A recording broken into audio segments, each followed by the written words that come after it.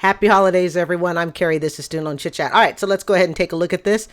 I co-signed on my girlfriend's $40,000 car. This is 4 years ago, but we can learn from it, especially now as we're rounding the new year and we are wanting to hopefully improve our spending habits. Thank you so much for joining me. Let's take this on down, and here we go.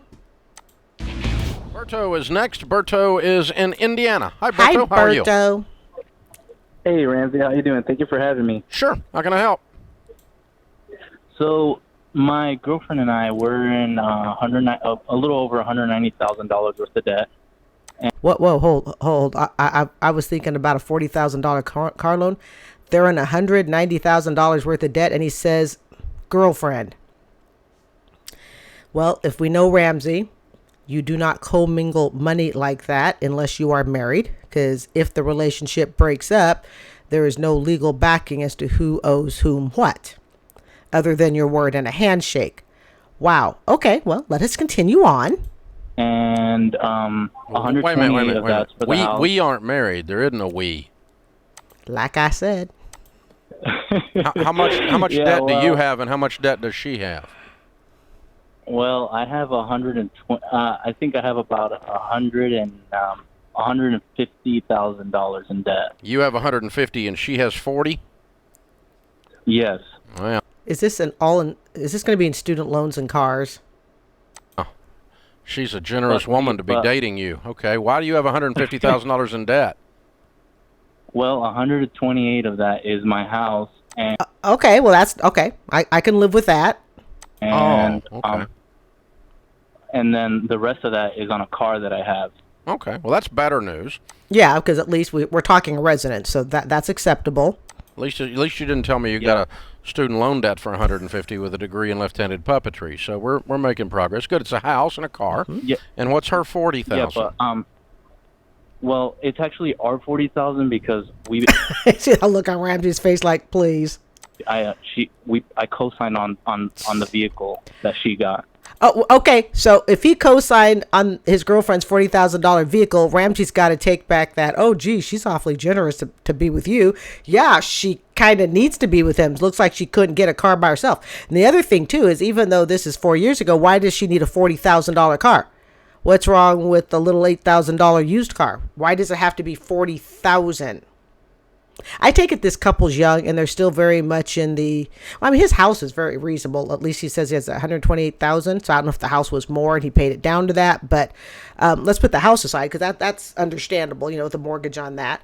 But why does his woman need a $40,000 car? And what I really want to know is, are they together today? $40,000 for a car. Good God. I mean, I've been married and I never had a $40,000 car. So she bought a $40,000 car and you co-signed on it? Yes. He bought a $40,000 car. See, there's nothing wrong with a $40,000 car when you can earn it on your own. You have the ability to pay for it on your own. But when you have to get someone else to co-sign so you can get that $40,000 car, that's the problem I have. It's not the $40,000 car itself. Hey, you can earn it, make it. That's where you want to put your bucks, Do you? Okay. And what's your household income? They're not married, Dave, so we can't talk like in terms of their household income. I'm assuming he's just going to ask about his. But my assumptions are they live together. So together it's about 160,000. Okay. That's not a bad income. Why does she need to have a cosigner? And so you guys are walking around thinking like you're married, acting like you're married, violating about 6 different rules of relationships, asking for trouble. When is it you're planning to get married? Sometime soon, here in the next year or two. That's a long time frame of difference in the next year or two. That means they could have just gotten married 12, 24 months ago. Okay. We've been together for about 3 years now. So, and we live together. So what's the hold up? I want to know why she can't buy her own $40,000 car. You've been together for 3 years. So what's the financial thing that's keeping her from being able to buy her own vehicle? And again, why does she need a $40,000 car? Nobody that needs a cosigner needs a $40,000 car, period. So the hold up on what? Getting married. Because you're acting like you're married. You're walking around talking about we, and you went and bought a car together, $40,000 worth that you can't with your roommate. That's true. And if she decides to drive that car off into the sunset, into a ditch, and walk away from you, you know what you got? A $40,000 debt. And I bet he wasn't bright enough to put his name on the title. I bet he just, I bet he just simply co-signed. See, if you ever co-sign a car, you make darn sure that your name is also to the title. So it can't be as easily sold out from under you. Think about that. But a lot of people, oh yeah, I'll just co-sign a car. And a broken heart. Yeah. Yeah. And you get that debt probably with no car. No divorce. Yeah. No judge is going to help you. They're going to look at you and go, you made a mess. No judge is going to help you. Play stupid games, win stupid prizes. Yeah. Get married. Yeah, you're right. See now, Dave jumps and says, get married. All right. See, he gives more leeway to the woman being financially irresponsible than he does to the men. It's just an observation that I have. All right. But again, I wouldn't jump to marry her.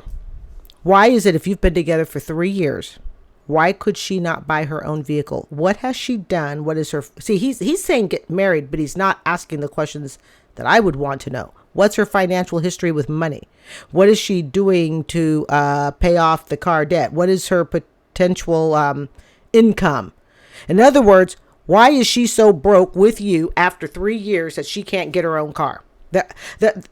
It's so easy to jump and say, well, get married. You know, you're acting like you're married, so just get married. But a lot more questions need to be asked and answered and addressed. You either quit acting like you're married, get married, combine your incomes, then you would have an income, because you don't have a household income, dude. Not under the law. Now, you may feel like you do. All your friends that are shacked up like you are may feel like you do. And if you listen to some of social media today, they'd rather just shack up than actually get married anyways. Just make sure you don't live in a community property state. But you don't. I don't mean. Is it a community property? Where is it? You know, when it talks about after you've been common law wife or common law husband after you've been together. Some states, I think it's around like a decade or something together, that you're now somewhat considered quasi married. In other words, if the relationship breaks out, there could actually be some legal footing, some legal standing as to who gets what. Don't have under the law, you have a roommate, and you co-sign for your roommate's car that she couldn't afford, an expensive car that she can't afford, which tells you something. I'm opening up my apple juice bottle, which tells you something about what he needs to look for before he marries this gal. Okay, if she has high tastes but doesn't have the ability to earn the income to pay for those high tastes herself, and she expects him to do it, is he going to want to do that? He sounds naive, and she sounds like she could be a good user of people. And so it's a mess. Yeah, so that your best shot at cleaning this mess up is, as we used to say in the old days, make an honest woman out of her. And let's get married, and now let's combine our finances, combine our incomes, and start to get these debts cleaned up. And basically, you've got two major debts that are cars, is what you're telling me. And then you'll work on your house a little bit later. But you have no idea. You're walking around in a minefield, and you don't even know it. All right, I'm going to stop this here. And like I said earlier, Dave's saying get married. But in my opinion, he's not really asking the questions of, is she marriage material?